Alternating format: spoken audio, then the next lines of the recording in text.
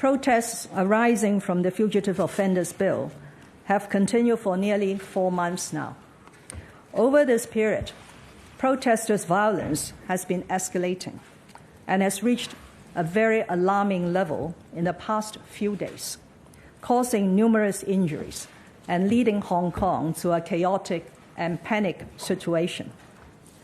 We are particularly concerned that many students are participating in these violent protests or even riots, jeopardizing their safety and even their future. As a responsible government, we have the duty to use all available means in order to stop the escalating violence and restore calmness in society. As the current situation has clearly given rise to a state of serious public danger, the Chief Executive in Council decided at a special meeting this morning to invoke the power under the Emergency Regulations Ordinance and make a new regulation in the name of Prohibition on Face Covering Regulation, which is essentially an anti-mask law, something which has already been introduced in a number of jurisdictions around the world and discussed here in Hong Kong.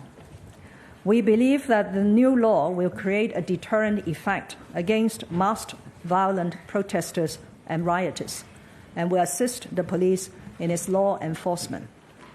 The Secretary for Security will later explain in greater details the provisions, and the Secretary for Justice will speak on the legal matters.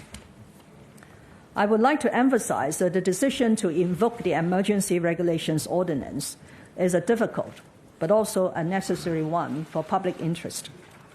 Let me make 4 points in conclusion. 1, although the ordinance carries the title emergency, Hong Kong is not in a state of emergency, and we are not proclaiming that Hong Kong is entering a state of emergency. But we are indeed in an occasion of serious danger, which is a stated condition in the Emergency Regulations Ordinance for the Chief Executive in Council to exercise certain powers. And I would say that we are now in rather extensive and serious public danger. It is essential for us to stop violence and restore calmness in society as soon as possible.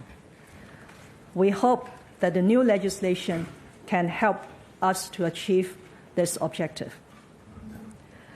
The second point I want to make is the objective of this regulation is to end violence and restore order.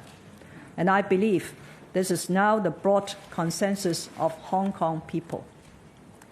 The third point is this regulation targets rioters or those resort to violence. That's why the regulation contains defense and exemptions to cater for legitimate needs to wear a mask, and we believe that by so doing, we have struck the necessary balance. Fourth, the regulation is a piece of subsidiary legislation subject to negative vetting. So when Legislative Council resumes on the 16th of October, the regulation will be tabled in the Legislative Council for members' discussion. Finally, let me reiterate that I and my principal officials will continue our dialogue with the public, for it is the best way to find solutions to some of the deep-seated social problems in Hong Kong and to allow Hong Kong to move forward.